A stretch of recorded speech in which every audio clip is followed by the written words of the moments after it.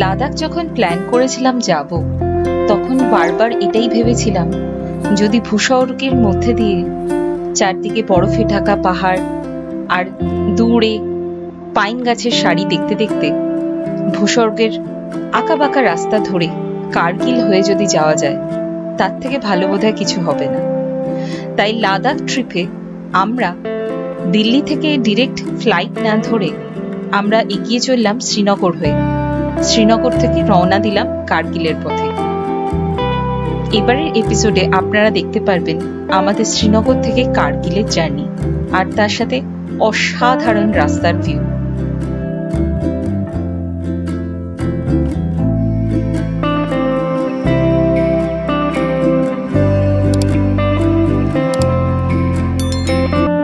শ্রীনগরে আমরা ছিলাম এক রাত থেকেই পরের দিন সকালে গাড়ি নিয়ে রওনা হলাম কার্গিলের পথে।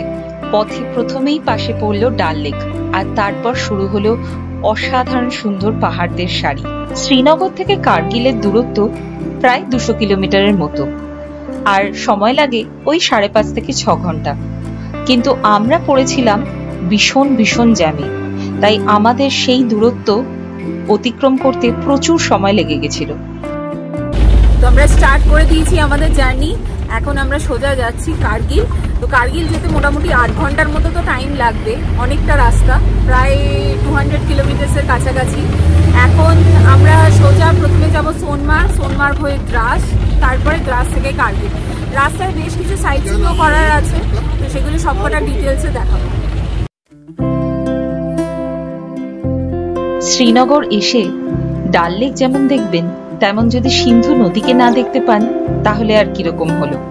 সিন্ধু নদীকে ডান দিকে রেখে আমরা এগিয়ে চলেছি, আর দুপাশের পাহাড় জানান দিচ্ছে যেন সেই ছোটবেলা স্কেচ বুকে যেমন আঁকতাম ঠিক সেরকম পাহাড়গুলো। এই ভাবতে ভাবতেই কিন্তু আমরা এগিয়ে চললাম।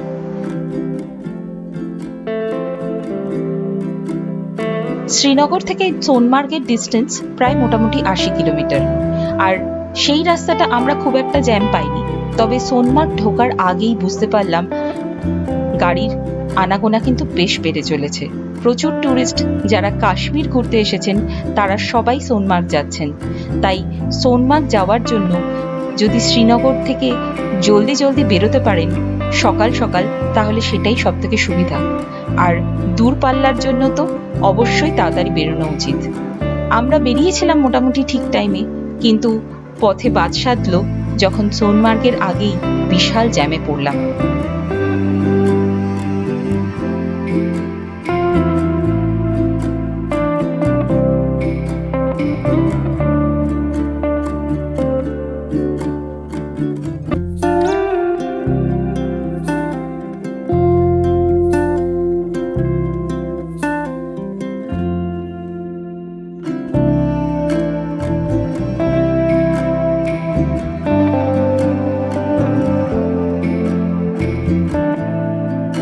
এখানে একটা ব্যাপার আছে, আমরা সোনমার্গের কাছাকাছি এসে মোটামুটি বিশাল জ্যামে ফেসে আছি।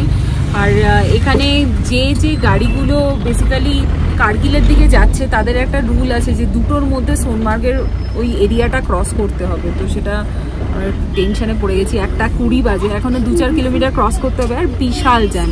কারণ কি সোনমার্গের সাইট সিইং করতে যারা এসেছেন তারাও এখানে ভিড় লাগাচ্ছেন, আর তার সাথে সাথে যারা লের দিকে যাচ্ছেন বা কার্গিলের দিকে যাচ্ছেন তাদেরও গাড়ির ভিড় হয়ে গেছে। আর অসাধারণ, মানে চারপাশের সৌন্দর্য নিয়ে কিছু বলার নেই। কেন কাশ্মীরকে ভূস্বর্গ বলা হয় সেটা না আসলে বোঝা যাবে না। আমরা এতদিন কাশ্মীর আসিনি, আর ফাইনালি এখন কাশ্মীর এসে মনে হচ্ছে যে এইটুকু টাইম কাশ্মীরে কাটালাম। তো ডেফিনেটলি আমাদেরকে আবার ফিরে আসতে হবে কাশ্মীরের জন্য। সময়ের বাঁধন না থাকলে এত সুন্দর পাহাড় দেখতে দেখতে জ্যামের মধ্যে বসে থাকতেও কিন্তু মন্দ লাগতো না। কিন্তু ওই যে আমাদের বেশ তাড়া ছিল, কার্গিল পৌঁছতে হবে, কার্গিল ওয়ার মেমোরিয়াল ঢুকতে হবে, সবকিছুই যেন একটা টাইম দিয়ে বাঁধা। আর তাই আমরা এত সুন্দর পাহাড় দেখতে দেখতেও বেশ অধৈর্য হয়ে পড়ছিলাম।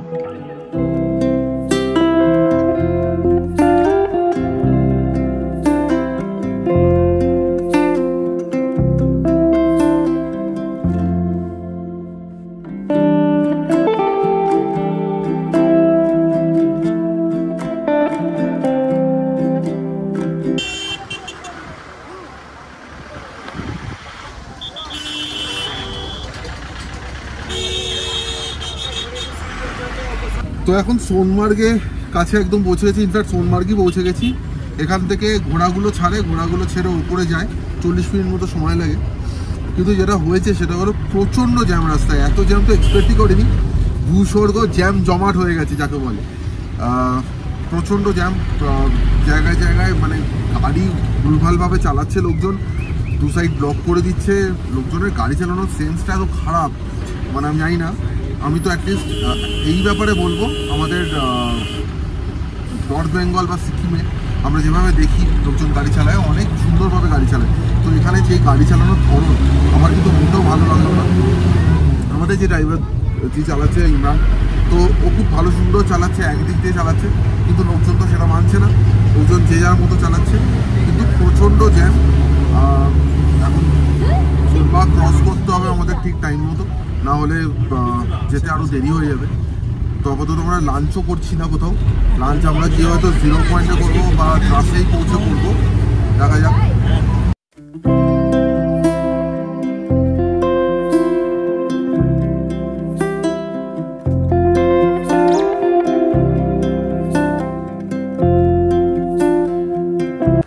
এখন সোনমার্গ ক্রস করে এগিয়ে গেছি। এখান থেকে বালতাল আর 5 কিলোমিটার, কিন্তু রাস্তায় অসম্ভব জ্যাম, মানে যেখানেই যাচ্ছি সেখানেই জ্যাম। আজকে ইন্ডিয়া পাকিস্তানের ম্যাচ, ক্রিকেট ম্যাচ আছে, আর সেখানে শুনছি নাকি ইন্ডিয়ান আর্মি 12-15টা তোপ নাকি নিয়ে লাদাখ যাচ্ছে।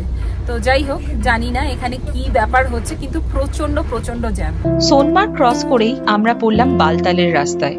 আর এই বালতালের রাস্তায় আমরা যেমন যাচ্ছি পাহাড়ের উপর দিয়ে, ঠিক খাদের নিচেই কিন্তু রয়েছে বালতালের পাস। সেখানেই কিন্তু বালতাল থেকে শুরু হয় অমরনাথের যাত্রা। এইভাবেই আমরা জ্যামের মধ্যে দিয়ে বালতাল ক্রস করে এগোতে থাকলাম জজিলা শ্রীনগর হাইওয়ে দিয়ে।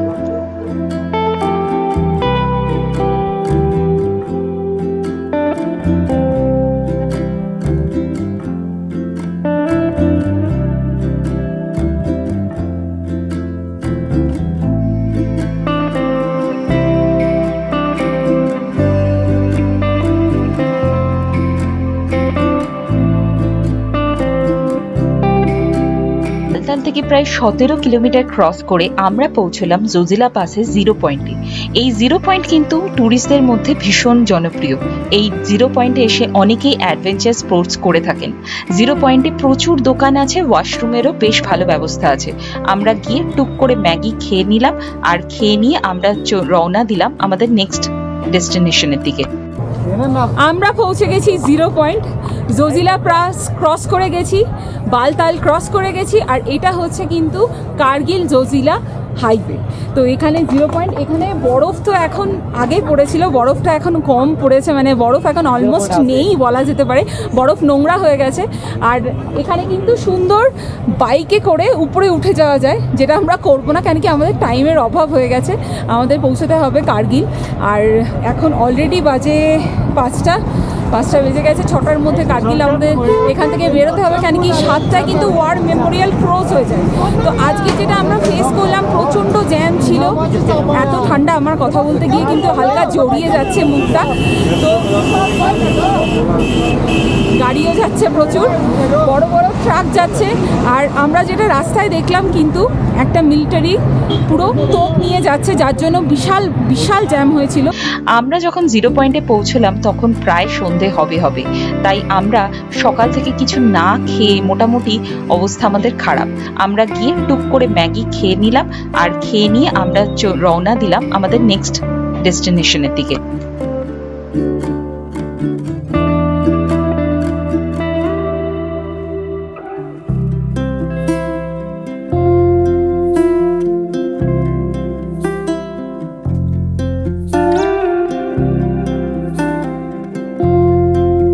0 পয়েন্টে পৌঁছে বুঝলাম আমরা অ্যাকচুয়ালি কতটা ঠান্ডার মধ্যে এসে পৌঁছেছি। তার কারণ সোনমার্গেও সকালবেলা অত ঠান্ডা লাগছিল না, যেটা কিনা 0 পয়েন্টে পৌঁছানোর পর থেকে লাগতে শুরু করে দিল। 0 পয়েন্ট ক্রস করার পর আমরা এগিয়ে চললাম দ্রাসের দিকে। মোটামুটি 40 কিলোমিটার ক্রস করে আমরা পৌঁছবো দ্রাস। আর 0 পয়েন্টের পর থেকেই কিন্তু ওয়েদার আর তার সাথে সাথে ল্যান্ডস্কেপ অনেকটা চেঞ্জ হতে থাকলো। বেশ চারদিকটা রুক্ষ আর ওয়েদারটাও বেশ ঠান্ডা। আমরা পৌঁছে গেছি দ্রাস। দ্রাস হচ্ছে সেই জায়গা, second coldest inhabited place in the world. তো কেমন ঠান্ডা সেটা জানলা খুলে তো ঠান্ডা হাওয়া আসছে, কিন্তু সেরকম মনে হচ্ছে না এখনও। হাওয়াটা দিচ্ছে, ঠান্ডা হাওয়া দিচ্ছে, বাট হয়তো শীতকালে প্রচণ্ড বেশি ঠান্ডা পড়ে। এখন এখান থেকে কার্গিল প্রায় আরও 60 কিলোমিটার। আমাদের হোটেল কার্গিলে, যেটা আমাদের খুব আনফর্চুনেট ব্যাপার, সেটা হচ্ছে ওয়ার মেমোরিয়াল হয়তো বন্ধ হয়ে গেছে, যেটা আমাদের দেখার খুব ইচ্ছে ছিল। তো সেটা একটা ডিসঅ্যাপয়েন্টিং ব্যাপার, কিন্তু কিছু করার নেই, কারণ প্রচণ্ড জ্যাম ছিল আজকে, আনবিয়ারেবল জ্যাম। পাহাড়ে এসে এত জ্যাম আমি খুব কমই পেয়েছি, সাংঘাতিক বাজে অবস্থা। যাই হোক, রাস্তার দৃশ্য মন ভুলিয়ে দিয়েছে, কিন্তু অসাধারণ দৃশ্য। মানে কাশ্মীরে ছিল সবুজ, সবুজের ওপর সাদা সাদা বরফ, আর এখানে কিন্তু রুক্ষ হালকা হালকা ঘাস গ্রিনারি আছে, আর বরফের পাহাড় তো প্রচুর চারপাশে, দুর্ধর্ষ, দারুণ লাগছে। রাস্তায় অতীব জ্যামের কারণে আমরা কিন্তু 7টার মধ্যে কার্গিল ওয়ার মেমোরিয়াল পৌঁছতে পারিনি। হ্যাঁ, আমাদের পৌঁছতে একটু লেট হয়ে গেছিল, তবে কার্গিল ওয়ার মেমোরিয়াল পৌঁছে এত দূর এসে একবার ভিতরে ঢুকতে পারবো না? তাই আর্মিকে অনেক রিকোয়েস্ট করার পর ওনারা আমাদের কিন্তু একটু ভেতরে ঢুকতে দিয়েছিলেন। তবে হ্যাঁ, পুরোটা ঘুরে দেখার কিন্তু সৌভাগ্য আমাদের হয়নি। 1999 সালে ইন্ডিয়া পাকিস্তানের মধ্যে কার্গিল ওয়ার হয়, আর এই ওয়ারের বহু ইন্ডিয়ান আর্মি শহীদ হন, আর তাদের নাম করেই এই ওয়ার মেমোরিয়াল বানানো হয়। কার্গিল ওয়ার মেমোরিয়াল আসলে কার্গিল এবং দ্রাসের ঠিক মাঝামাঝি অবস্থিত, তাই একে অনেকে দ্রাস ওয়ার মেমোরিয়ালও বলে থাকেন। ভারতবর্ষের ইতিহাসের সঙ্গে কার্গিলের যুদ্ধ ওতপ্রোতভাবে জড়িত। কার্গিলের যুদ্ধ যখন হয় তখন আমরা খবরে, নিউজ চ্যানেলে দেখেছি কীভাবে ভারতীয় সেনা প্রতিকূলতার মধ্যে মোকাবেলা করে পাকিস্তান সেনাকে হারিয়ে দেয়। টাইগার হিল আমাদের সবার মনে আছে, ক্যাপ্টেন বিক্রম বাত্রার কথা আমাদের সবার মনে আছে। আর এই হচ্ছে সেই কার্গিল ওয়ার মেমোরিয়াল। আমার কথা জড়িয়ে যাচ্ছে কারণ প্রচণ্ড ঠান্ডা আর প্রচণ্ড ইমোশন কাজ করছে। আমি মানে বোঝাতে পারবো না কি মনে হচ্ছে, আমার গায়ের রোম খারাপ হয়ে গেছে। এই ফিলিংস আর কোথাও পাওয়া যায় না। Proud of Indian army, proud of India. Jai Hind. প্রতি বছর 26শে জুলাই কার্গিল বিজয় দিবস পালন করা হয়। কার্গিল ওয়ার মেমোরিয়ালে পৌঁছে অদ্ভুত একটা ভালো লাগা সবার মধ্যে কাজ করছিল। যাই হোক, এবার অনেক সন্ধে হয়ে এসেছে। কার্গিল থেকে লের দূরত্ব বেশ খানিকটা। কার্গিল থেকে লে যাওয়ার পথেই কিন্তু দূরে পাহাড়ের মধ্যে পাকিস্তানি বাংকারগুলো দেখা যায়।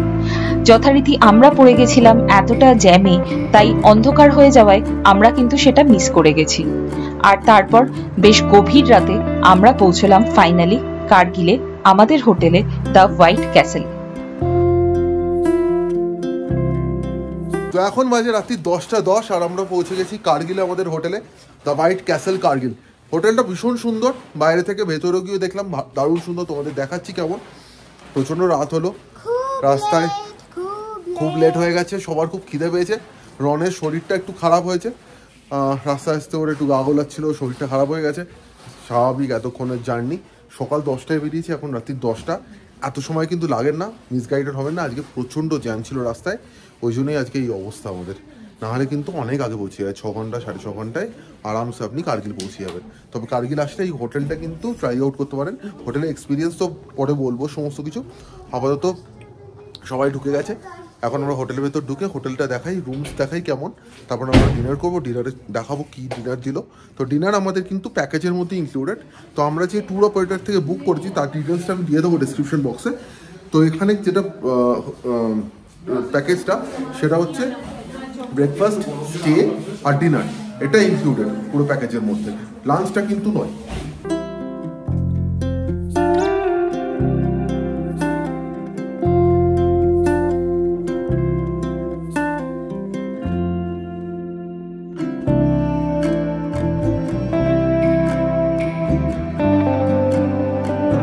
তো এই হচ্ছে এখানে রুম, 3টে পরপর রুম, সেম রুম, টেরেসের সাথে।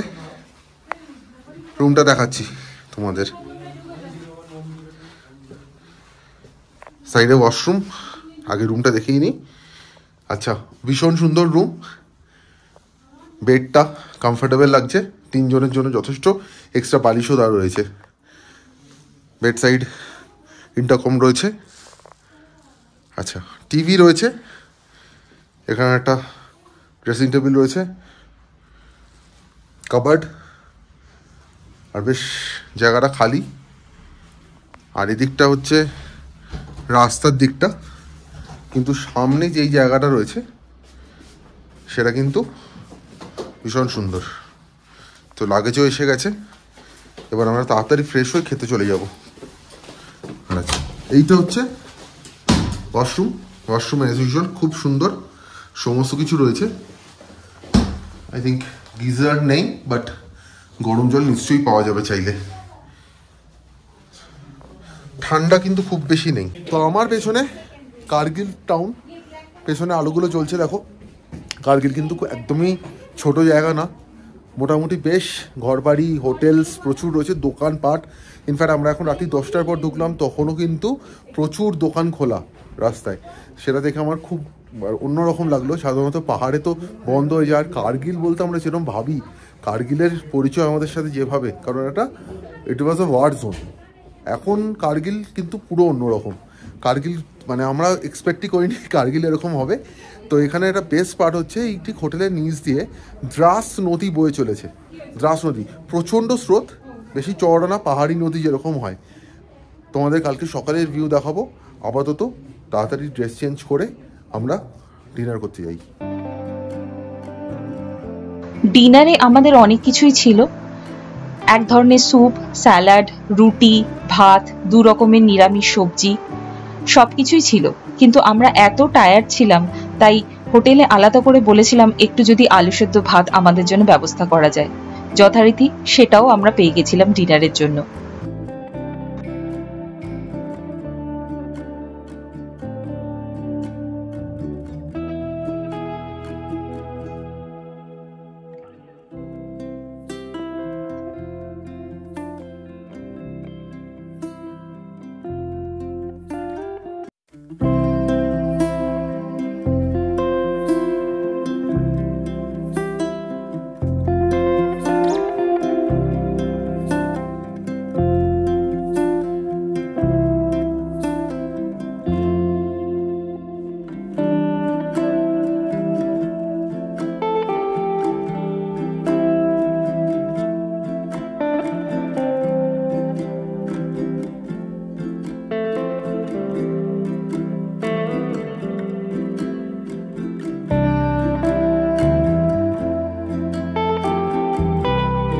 Good morning from Kargil.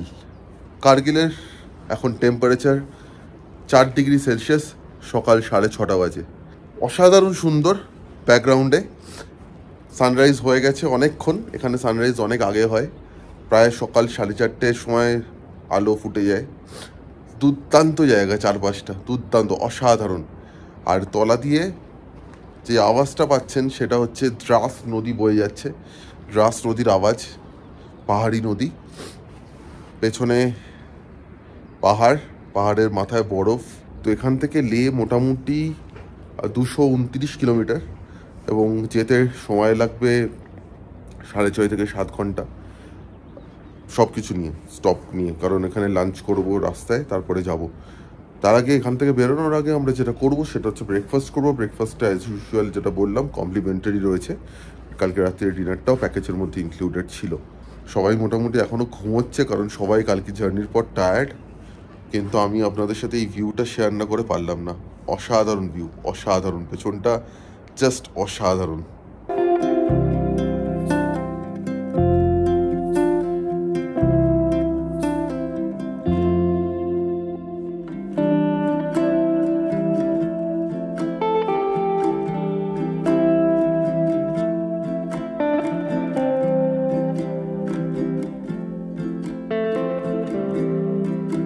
কার্গিলে এখন বাজে সকাল 9:30, বেশ অনেকটা লেট হয়ে গেছে। বাট যেটা কিছু ইনফরমেশান আপনাদের বলা দরকার সেটা বলে রাখি।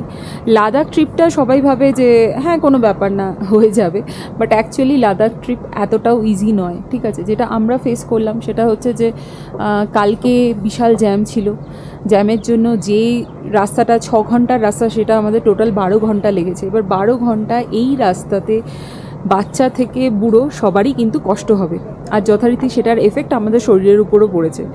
আমাদের গ্রুপে একটা ছোট্ট বাচ্চা ছিল রনের বেশ শরীর খারাপ হয়ে যায়, কালকে রাত থেকে বমি শুরু হয়, এখনও মোটামুটি আর কি একটু অবস্থা বলা যেতে পারে, কেন কি বমি ওর কন্টিনিউয়াস হচ্ছে সমানে। এটা মাউন্টেন সিকনেসের থেকেও হতে পারে, অল্টিটিউড এতটা বেশি সেটার থেকেও হতে পারে। আমার পার্সোনালি আজকে সকালে খুব শরীর খারাপ হয়, আমার আজকে সকালে প্রচণ্ড বমি স্টার্ট হয়, আমার বোনেরও শরীর খারাপ হয়েছে। তো সবারই মিলিমিশে শরীরটা সবারই একটুখানি কিন্তু ডাউন। এবার আমরা যেটা করেছি সেটা হচ্ছে, যে হোটেলে আছি আমরা, দ্য হোয়াইট ক্যাসেল কার্গিল, হোটেলের লোকেশন তো অসাধারণ, আপনারা দেখতেই পাচ্ছেন পিছনে বিশাল বড় কার্গিলের পাহাড়, আর তার সাথে এইখানে কার্গিলের পুরো জনবসতি। কার্গিল কিন্তু আমরা এক্সপেক্ট করিনি এতটা মানে বড় এরিয়া হবে, আমরা ভেবেছিলাম ছোট্ট শহর হয়তো, মেবি ছোট্ট টাউন যাকে বলে, বাট সেটা নয় অ্যাকচুয়ালি। কার্গিল অনেকটা জায়গা জুড়ে। আর এই যেটা আমরা শুনলাম ড্রাইভার দাদার থেকে, যে বেসিক্যালি এতটা এক্সপেন্ড করেছে কিন্তু এই যুদ্ধ হওয়ার পরে, যুদ্ধ হওয়ার আগে কিন্তু এতটা বিশালভাবে কার্গিল ছিল না। হোয়াইট ক্যাসেলের পরিষেবা নিয়ে বলি, ভীষণ ভালো সার্ভিস, ভীষণ ভালো সার্ভিস। আমাদের যেহেতু শরীর খারাপ ছিল, তো আমরা বলেছিলাম একটু আলু সেদ্ধ ভাত করে দিতে রাত্রিবেলা, সেটা ওনারা প্রোভাইড করেছেন। সকালবেলা বলা হলো একটু চিড়ে সেদ্ধ দিতে, ব্রেকফাস্টে তো আছেই, যে ব্রেকফাস্টে আছে আলু পরাঠা, উপমা, পোহা, এগুলো আছে। বাট ওনাদের যা বলছি ওনারা কিন্তু সুন্দরভাবে প্রোভাইড করে দিচ্ছেন। তো এই সার্ভিসটা কিন্তু এখানে টপ নচ। তো আপনারা যদি ট্রাভেল এজেন্সির সাথে বুক করে আসেন বা যদি নিজেরা বুক করে আসেন, আমি তো রেকমেন্ড করব কার্গিলে থাকার জন্য এই হোয়াইট ক্যাসেল কিন্তু one of the best hotel. আর যেমন রুম সেরকম সার্ভিস। তো আমাদের এখান থেকে বেরোনোর কথা ছিল 8:30, বাট সবারই শরীর বেশ ডাউন, সেই জন্য আমরা একটু ডিলে করেছি। তো এখন আস্তে আস্তে আমরা রেডি হয়েছি, হয়ে এবার আমরা আস্তে আস্তে রওনা দেব।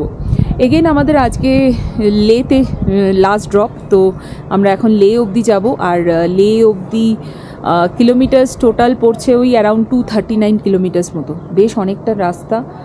গুগল ম্যাপসে দেখাচ্ছে 4 ঘন্টা 40 মিনিট, যেটা কিনা 4 ঘন্টা 40 মিনিটের অনেক বেশি লাগবে, কেন কি রাস্তায় ব্রেক দিতে হবে, লাঞ্চের জন্য কোথাও একটা দাঁড়াতে হবে, তো এই সমস্ত কিছু তো আছেই। আর আমি রেকমেন্ড করব যে, যদি বাঙালিদের যেটা হয়, বাঙালিদের পেটের সমস্যা, গ্যাসের সমস্যা এগুলো হয়েই থাকে, এগুলো খুব স্বাভাবিক। তো সুতরাং আপনি একটা জায়গায় আসবেন, অবশ্যই প্রিকশন নিয়ে আসবেন, ভালো মতো ওষুধ নিয়ে আসবেন, সাথে শুকনো খাবার যেমন ধরুন মুড়ি, ক্রিম কেকার, বিস্কুট, এই ধরনের জিনিসপত্র, শুকনো জিনিস কিন্তু নিয়ে আসবেন, ক্যারি করবেন। কিছু ড্রাই ফ্রুটসও ক্যারি করতে পারেন, ডার্ক চকলেট ক্যারি করতে পারেন। আর তাছাড়া যেহেতু অল্টিটিউড সিকনেসের জন্য কর্পূরও কিন্তু ক্যারি করতে পারেন। তো এই জিনিসগুলো একটু মাথায় রাখবেন। আর আমি এটা বলবো না যে আমাদের সাথে হয়েছে মানে সবার সাথে হবে, বাট এটা হতেই পারে। মানে এই সিচুয়েশনের জন্য যে কোনো মুহূর্তে কিন্তু, যে কোনো পরিস্থিতির জন্য অ্যাকচুয়ালি রেডি থাকতে হবে, কেন কি কখন কার কি শরীর খারাপ হয়ে যাবে এটা কিন্তু বলা যাবে না। এরকমই একটা জায়গা অ্যাকচুয়ালি। তো যাই হোক, এই অসাধারণ ভিউটা আপাতত আমরা এনজয় করছি শেষবারের মতো। আর একটু পরেই আমরা এখান থেকে চেক আউট করে বেরিয়ে যাব।